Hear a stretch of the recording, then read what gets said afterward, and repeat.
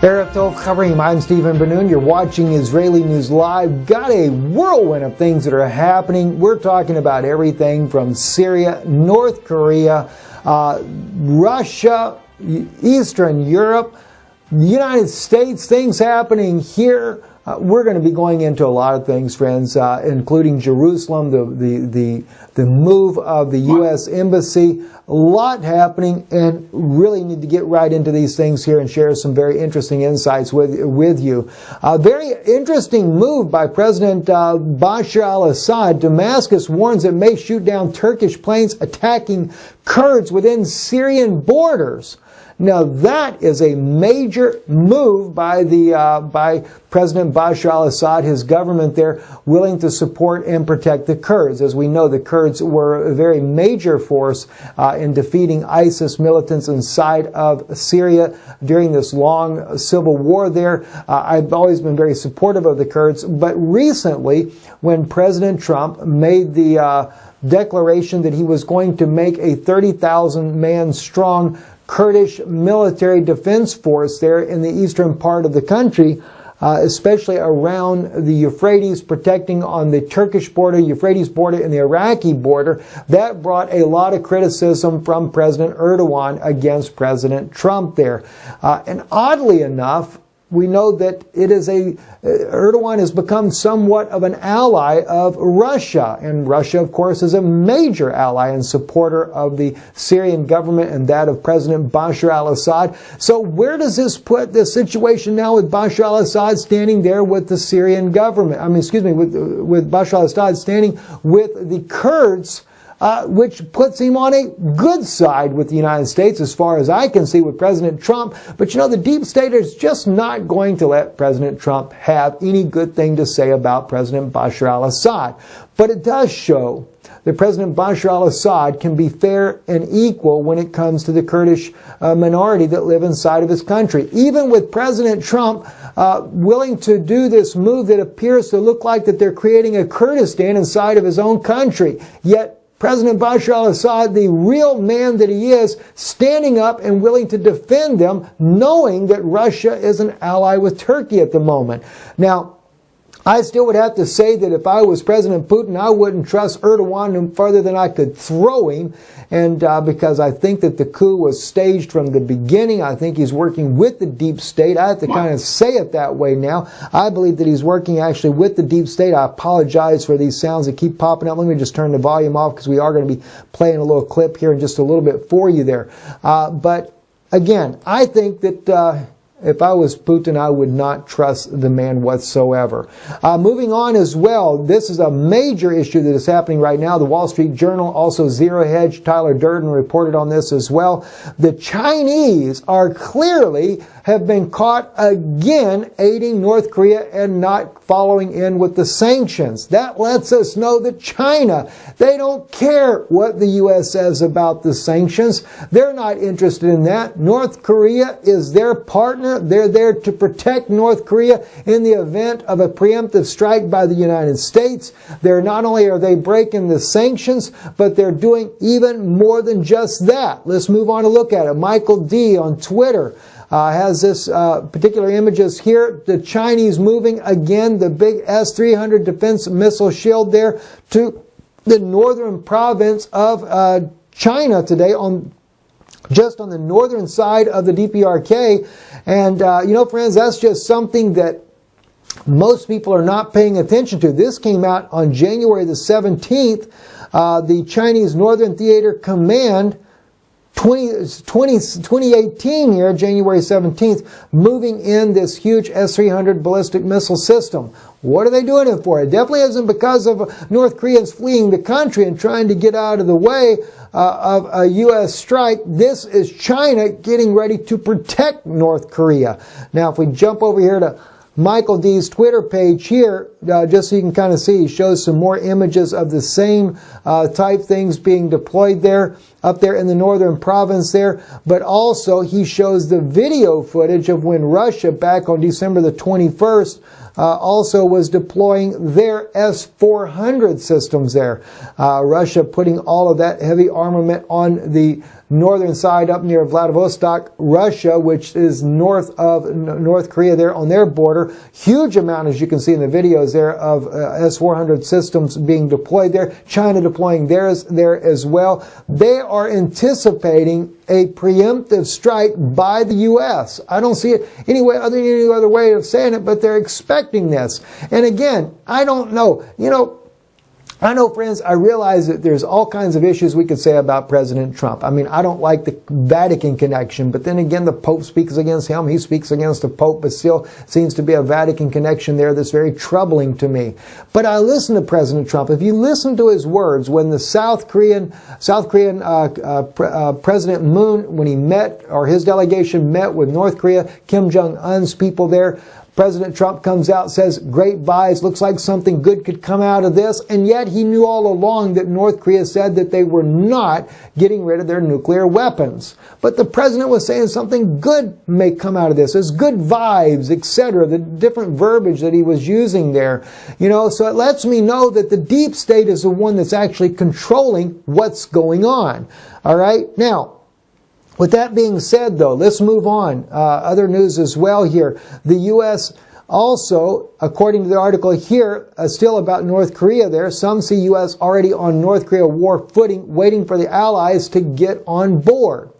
Now, the article here states here, and this is from the Japan Times, it states here some of the assets that the U.S. has been moving there, and you got to keep in mind, I understand the U.S. moving assets there not just for the fact of possibly trying to take down Kim Jong-un, but also you got to remember the Winter Olympics are fixing to start there in South Korea. And the U.S. does have an obligation to make sure not only its own participants are safe in the event of a breakout of war, but also the other nations that would be represented there, especially NATO nations that would be represented there. So it says here in the article, while most analysts, regional security experts, and government officials say the odds of a conflict erupting in the Korean Peninsula remain low, observers say there has in recent months been a noticeable but discreet uptick in not only heated rhetoric, but also in a military preparations by the United States, as well as moves by Japan to limit the fallout from any potential conflict. As Seoul and Pyongyang continue to lay down groundwork for a rare intra-Korean cooperation in the next month, Winter Olympics in Pyeongchang, South Korea, the U.S. has quietly been developing an assortment of powerful weapons, what it calls strategic assets, to the region. The military has sent nuclear-capable bombers, including the stealth B-2, 6 of its workhorse B-52s in the U.S. territory of Guam, a key logistics hub, and an outpost some 3,400 kilometers from North Korea. That's probably roughly about, about 2,000 miles or better there. But still, it's not so much as a direct threat for North Korea, but in a close enough proximity, if war does break out, the U.S. is able to react. At the same time, though, Tyler Durden with Zero Hedge is showing as well that the U.S. Deploys tactical communications scrambling plane to Korean Peninsula. Now, that's not at Guam, that's at the Korean Peninsula.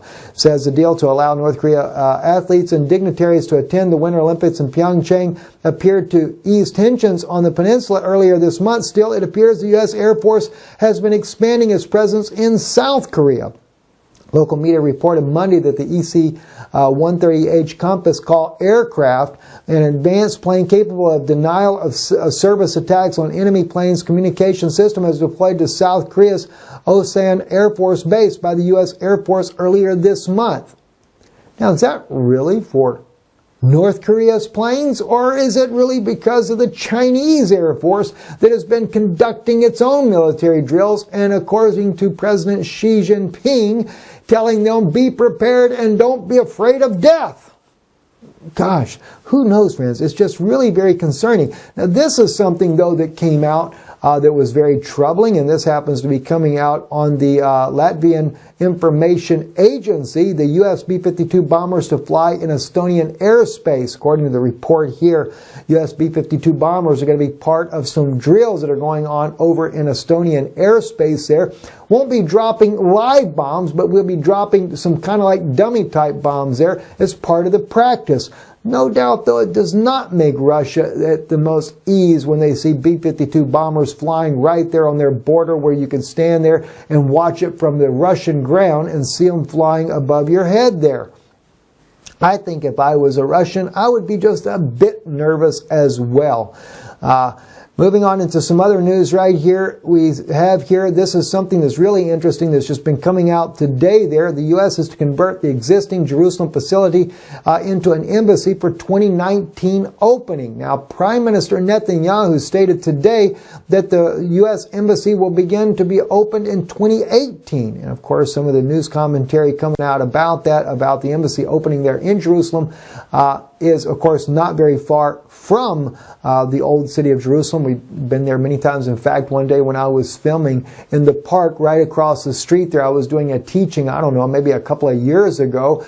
Next thing I know, I had U.S. Embassy security there stopping me and questioning me and telling me I was not permitted to film with the U.S. compound in the background. And at the time, I didn't even know that the compound was there. But it is kind of interesting. It's actually adjacent to some sort of church here. Not sure exactly what type of church that is, but this is the place that they'll be converting into the U.S. Embassy. I think that'll at least save money, though. You don't have to worry about going out and building one. But that's not going over too well with Mahmoud Abbas. And in fact, on this article right here, I want to play just a portion of this for you. Hopefully we'll be able to do our audio this time around. I think Abbas says some very interesting things. Listen to this. Connection to Israel, rejected any negotiations as long as Donald Trump is U.S. president, and called for destroying Trump's house, meaning him and his family, for generations. So here's my take. While Abbas's intent was to bury President Trump for declaring that America recognizes Jerusalem as Israel's capital, what he did was expose himself as a two-faced, inept leader who harbors deep anti-Semitic views. By doing so, he managed to create a rare consensus in Israeli society across the political spectrum. He confirmed what those in the Israeli right have been saying for decades. The issue is not the 1967 borders. It is Palestinian willingness to accept the existence of a Jewish state. Abbas described Israel as a, quote, colonialist project that is not connected to Judaism. Not connected to Judaism. The absurdity there is mind-blowing. Even the Muslim Quran refers to the Jewish people as the children of Israel. The Jewish people have maintained a well-documented, unbroken presence in Israel for well over 3,000 years, with archaeological sites that clearly testify to that.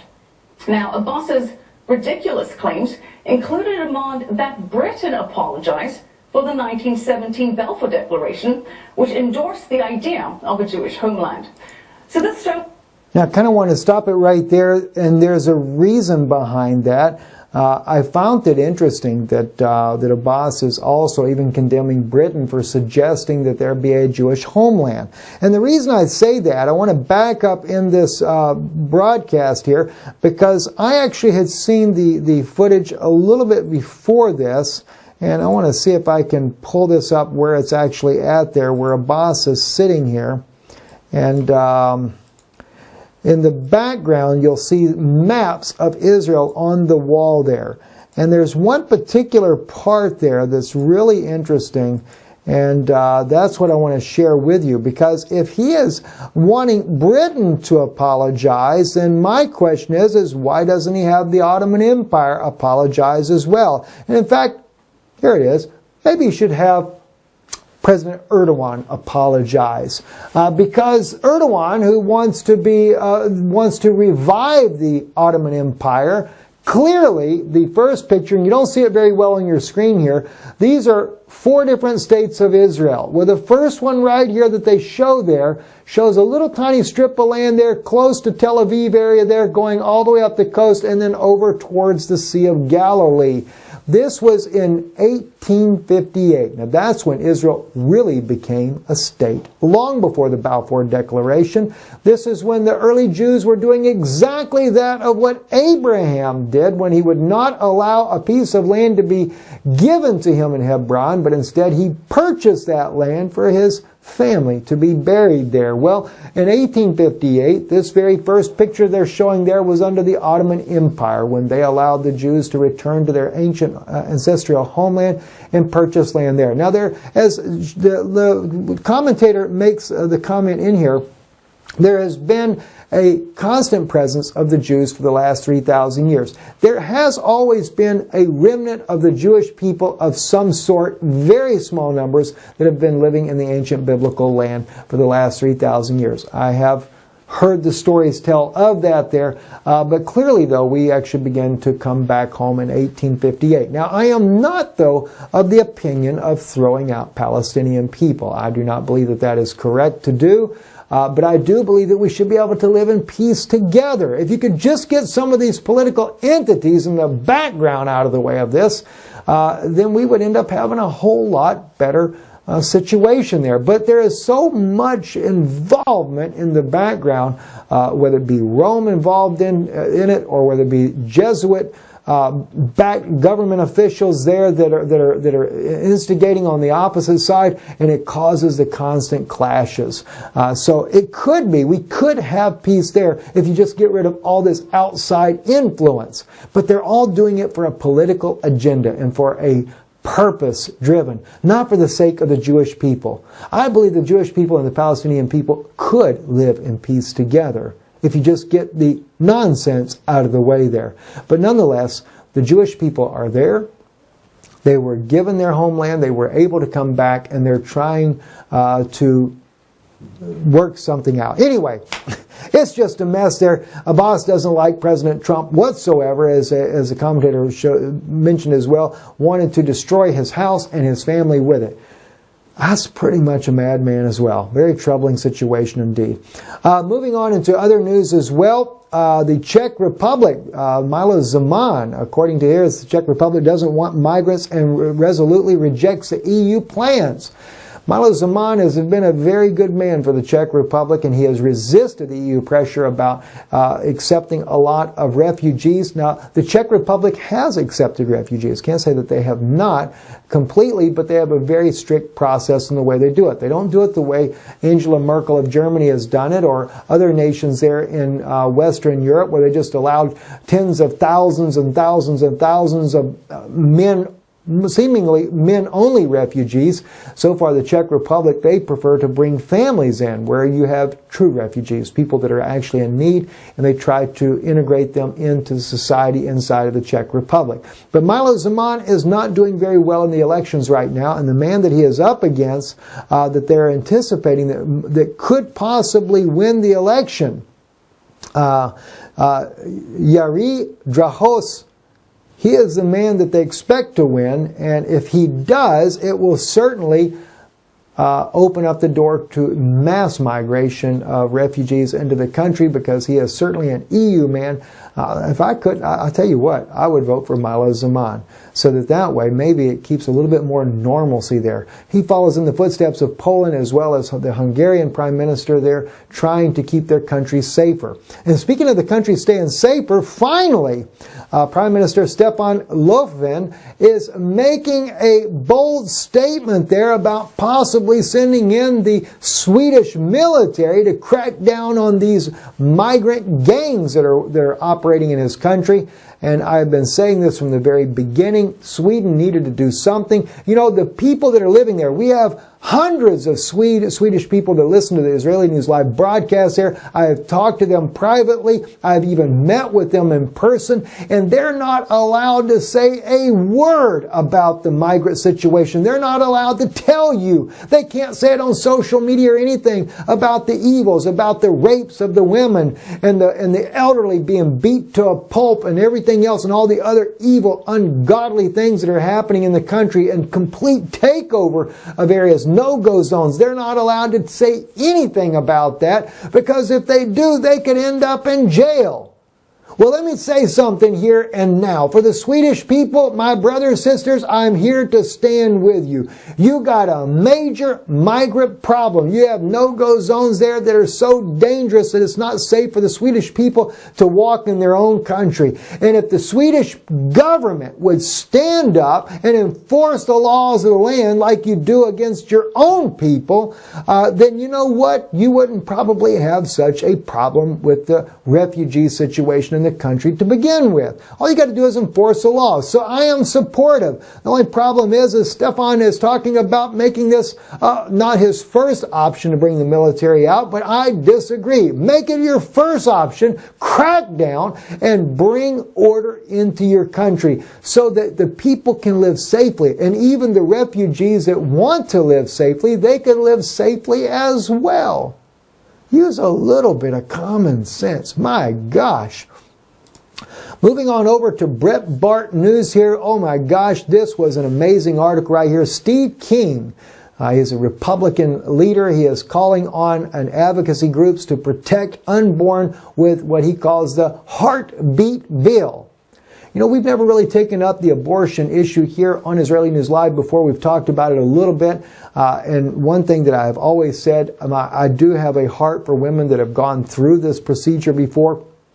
Many of them regret what they have done in their lives.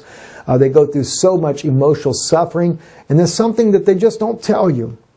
And Planned Parenthood definitely doesn't say anything about this to the women. They don't really give them real counseling. All they do is lie to them and help make sure that they have bigger numbers and more abortions, because it is, after all, it is a money maker for them. It's not really about, as they say it, women's rights. You know, and let me say something. I am a firm believer in equality for women.